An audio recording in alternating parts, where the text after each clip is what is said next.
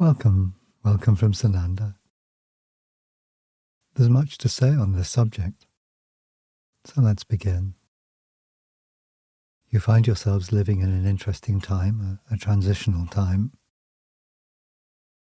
And one characteristic of this transitional time is that you are finding that many, but of course not all by a large measure, are living beyond what was traditionally seen as a standard human lifespan of 70 years. And importantly, not just living beyond that particular number of years, but living beyond in good health and feeling full of life, full of ability, recognizing you have much to offer. It is, however, a mixed picture, and I'll touch on some of the mixed aspects of this later.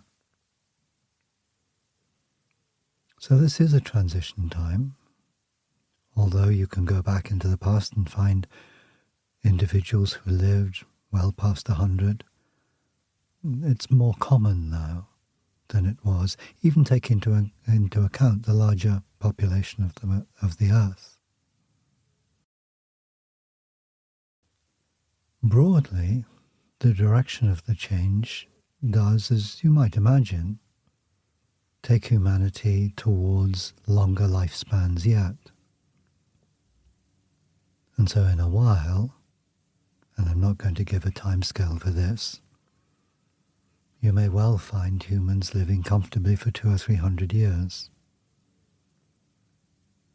But the way that comes about is not primarily through the sorts of methods that are being investigated in this age.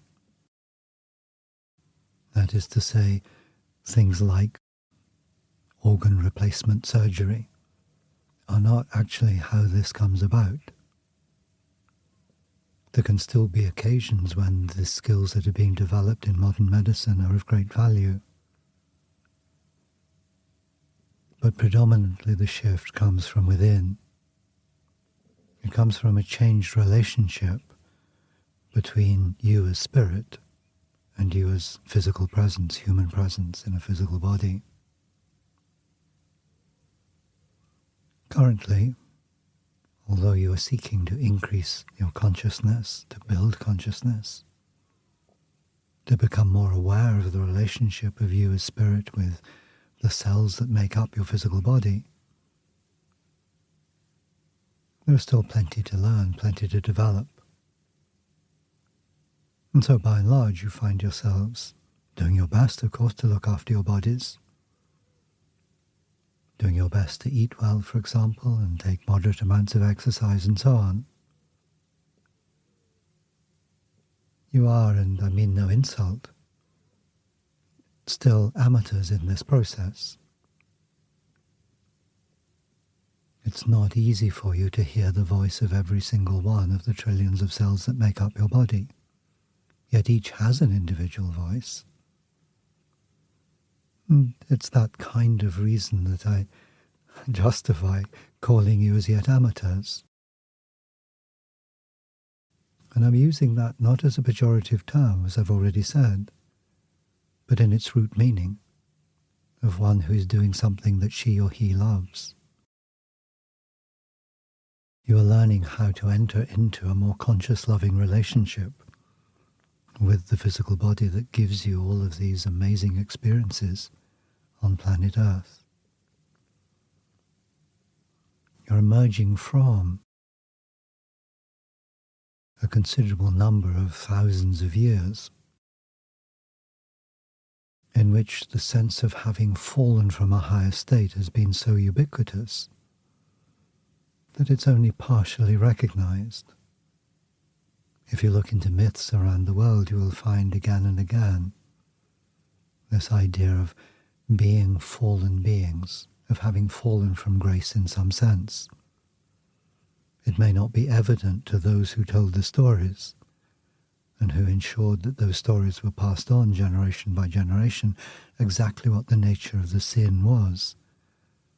And in a sense it doesn't matter. It's more the idea that there has been a sin that has had the impact. And this has had a profound effect on the relationship of spirit with physical matter. Somewhere in that marriage of spirit and physicality, this idea of sin has crept in. And therefore it has been difficult for you as individuals, and certainly collectively, to support a sense of joyous aliveness. Often you've used stimulants to encourage this idea of joyous aliveness. But that's the way it's worked. The stimulants, whatever your stimulant of choice might be, have acted as ideas of joyfulness rather than being the real thing. And you're on the cusp now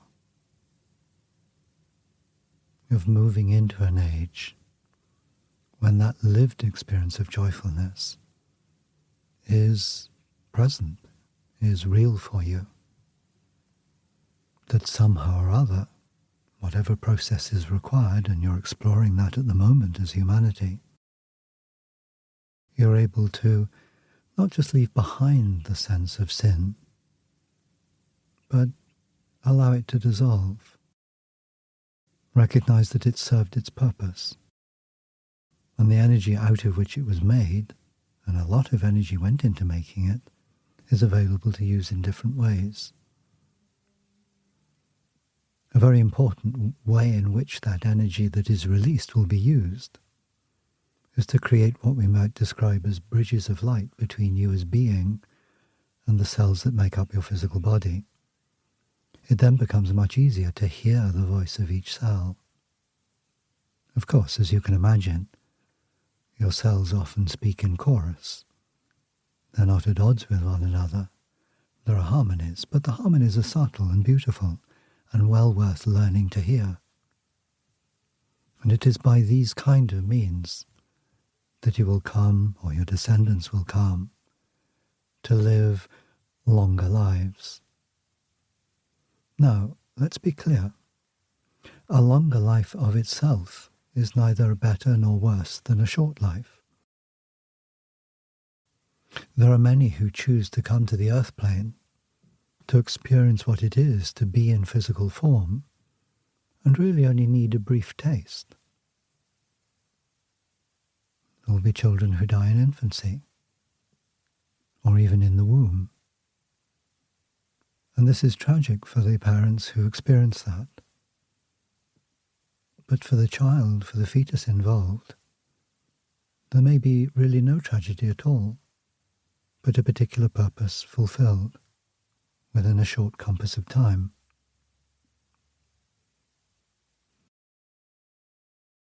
This is not to say that you should just shrug your shoulders if you experience the death at a young age of someone you care about, or indeed any child. No.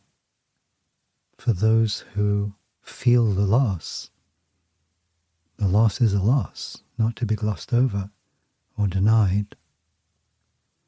But it can still be valuable to recognize that the reasons for the length of any particular life are largely obscure to you. You're not able to see behind the scenes, to understand the preparation fully anyway, for the life that has been experienced. Similarly, if we look at why you chose to be, because you did choose to be born into this age rather than another, you may have some sense of the reasons for it, but probably not all of the reasons are apparent to you just now. You may have a strong sense that this is a time of change, that is, as a time of change, is something that you could both contribute to and learn from. And there's an enormous attraction to that. And if we consider that broadly as why you chose to be born when you did, then we can also say that that opportunity to participate in change and to benefit from change, whilst general, is experienced in unique ways by each of you. You You have unique talents, unique gifts. You bring those with you into the world. There are certain kinds of healing that may have brought you to this life in order to accomplish an opportunity to finish one circle or cycle of lives before moving on to another, for example.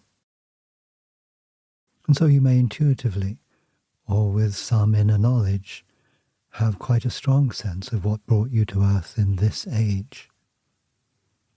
Nevertheless, you might ask of yourself, why now? Why not 500 years ago? Why not 5,000 years ago? Why not 1,000,000 years ago? If we look at life on Earth using the template of reincarnation, then of course it is entirely possible that you were present in all of the times I've mentioned. Another form, another life, a different set of experiences, but in some way connected to you.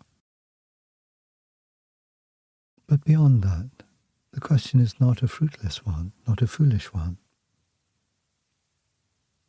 Just for a moment, let's play at imagining why you might have chosen to be born in England 500 years ago.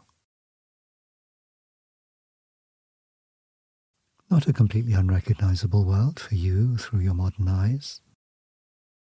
You've read history, you've seen movies, you've visited old buildings.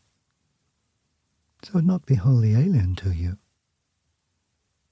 You could teleport or time travel there without too much difficulty, were such a thing possible.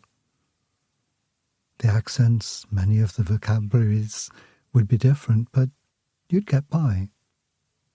And yet, I would suggest that as you emerged from your time capsule into a marketplace in the early 1500s, it's not just the smells that would be different.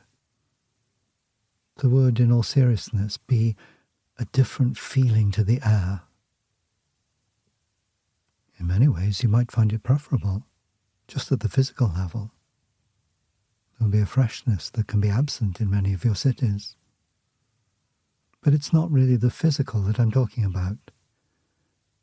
It's what's sometimes called the zeitgeist, the spirit of the age. You would feel it. You would experience a whole series of subtle shifts if you chose to be there for any length of time. You begin to adapt to that spirit of that age. You'd begin to understand why people behave as they do in a way that when you look back or read a history book might be difficult to comprehend. You might find that it would take a considerable amount of adjustment. So the point I'm making is, it's not just that people behave in different ways in different times. There is a different energy, a different setup being explored.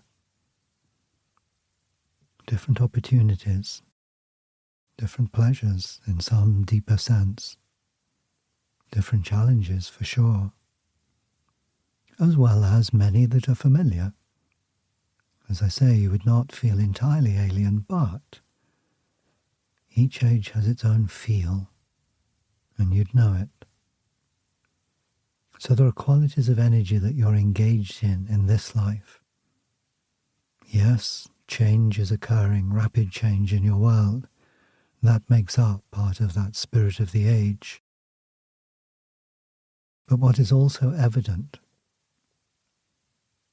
is an extraordinary range of energies that are present in your world at the moment.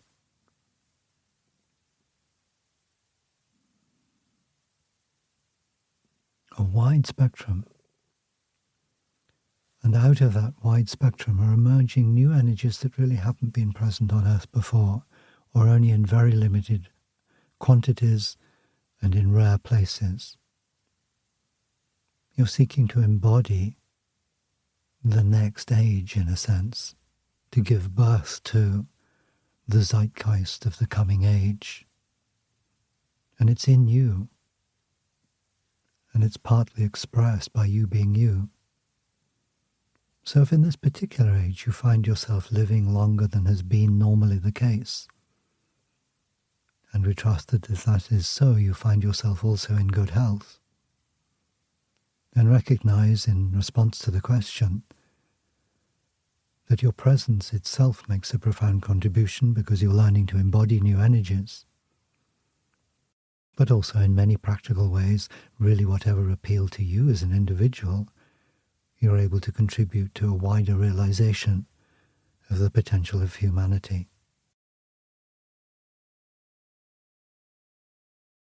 Earlier I said that there is no reason to assess a longer life as in some way better or superior to a shorter life.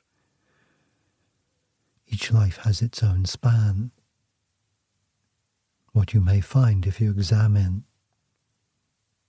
from a higher dimension the operations of human life, that for any one life you're likely to look along the timeline of that life and find a number of potential exit points, a number of occasions at which that individual might choose to leave the physical. So it isn't a tapered process whereby you move from being full of life and immune to all challenge to your aliveness, your continuing physical existence, on a gradual downward slope in which your prospect of survival becomes smaller and smaller. It's more subtle than that by a long way. So right from an early time in your life, if you've reached a reasonably advanced stage now, you probably can look back and see that there were not many of those opportunities to leave this life, but there were some, and you chose not to take those exits. As you become older, yes, those exits come a little closer together. And it's ultimately up to you when you leave. It has been said truly, although it can be a difficult truth to take on board, that every death is suicide. By this is simply meant that at some level, for most people, this has tended to be outside of their conscious awareness. There is a choice to leave this life. That choice can, we trust, occur for you when there is a recognition that essentially you've completed whatever it is has been your purpose or your sense of why you are here. Of course, it can occur for other reasons. There can be opportunities for people to feel that they simply don't want to continue, that things have become too difficult for them. And that is their right. An area that I think is worth talking about for this particular age that you're in, something that you will have noticed, is that whilst in the past, your general sense is that it was physical dilapidation, we might call it, that led to death, at least once past the earlier years. And whilst that is still true, there can also be a widespread experience, at least among some peoples on earth, that a mental deterioration precedes a physical deterioration. That in a sense the body outlives the mind. There are a number of reasons for this. One reason is the modes of modern medicine, where skills to keep the body alive have developed quite rapidly over the last 100 years.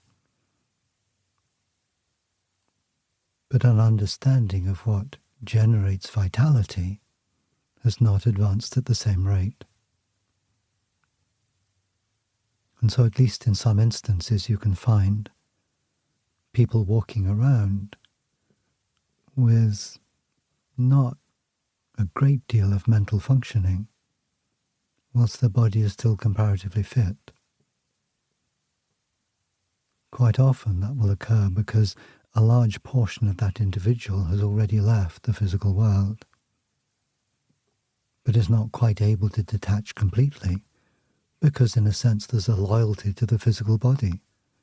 The physical body is still functioning. A part of that being feels, well, I really should stay with the physical body until it's finished. There's a kindness in that, but also a misunderstanding.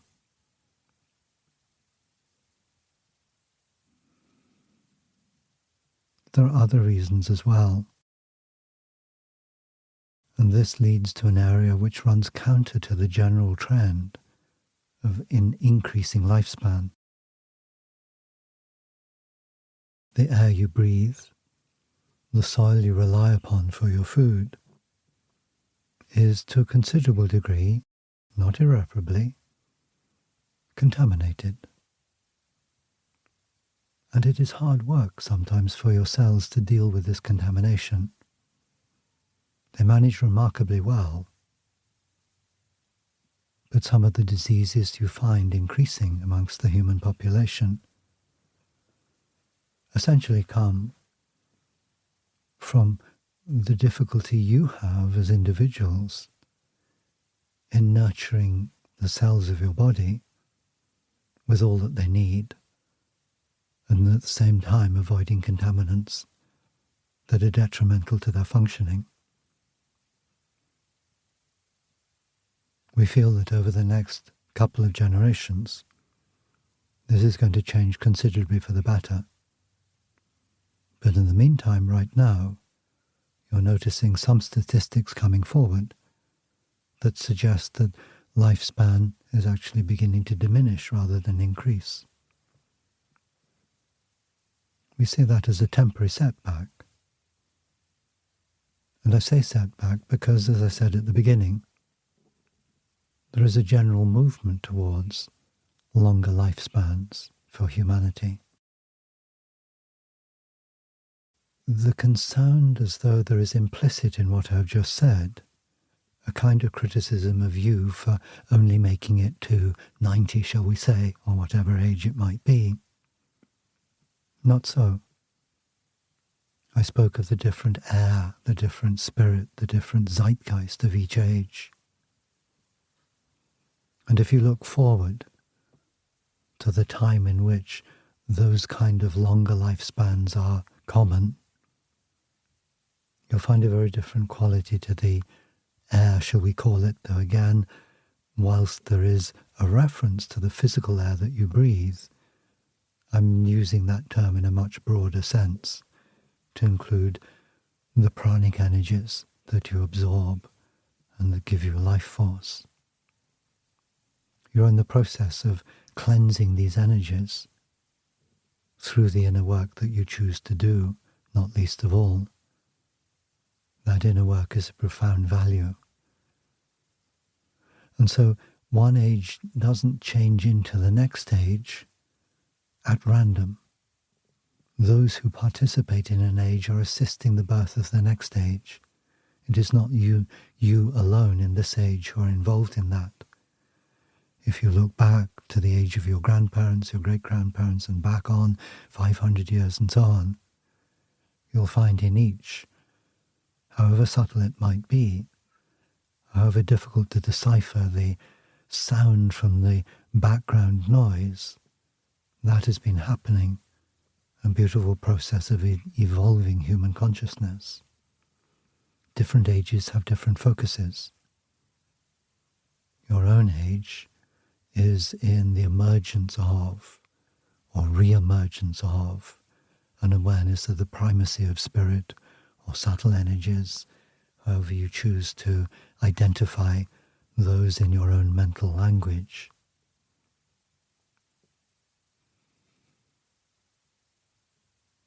And if we look forward to those 200, 300 year lifetimes, they are possible, first of all, because the physical conditions are improved, but not solely because of that.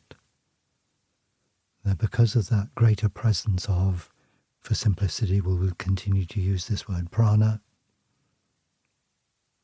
and with that, a different understanding of the nature of what it is to be human, and with that, a different understanding of what the purpose of being human is, what it is you're engaged in, what you're giving birth to for the next age. there will be a far greater awareness of your sister-brother beings across the galaxy. At that time, with those longer spans, there'll be a much greater interplay and journeying between different dimensions and modes of being, different star systems and so on. And because you're opening up to a wider range of possibilities, to have an increased lifespan is therefore valuable. It gives you the time, although time itself will also have altered, to make those wider explorations, so to speak, to join up more of the dots. Let's close with a little look at death. You're all going to die, of course, you know that. It's the common lot of humanity. Be grateful for it if you're not already. Being human is a wonderful experience, but it's not the only wonderful experience. That's really why you die. That's all. And so when the time comes for you to leave, consider it simply that you have an appointment somewhere else. There's something else for you to be or to do or to experience or to become. And of course, as has often been reported, when the time comes to leave the body, however much you've enjoyed your life, however grateful you are to this body that has given you such wonderful experiences, there is a sense of release. It can indeed be like casting off a coat that you valued through the winter, that you valued when the wind was blowing strongly, but now it's spring, the sun has come out, don't need a coat. You let it go. So have that kind of attitude to your own life. If you live long and healthy, that's great. If you find that your health is diminishing, see what you can do to bring about good health again. You have many abilities within. And do not take what I've said about modern medicine as a piece of advice to avoid it. No. Use what it offers. Let it help you as much as it can. But have no fear of dying. Be at ease. Enjoy your life while you're enjoying it. And when it's ready to go, let go. Thank you for listening.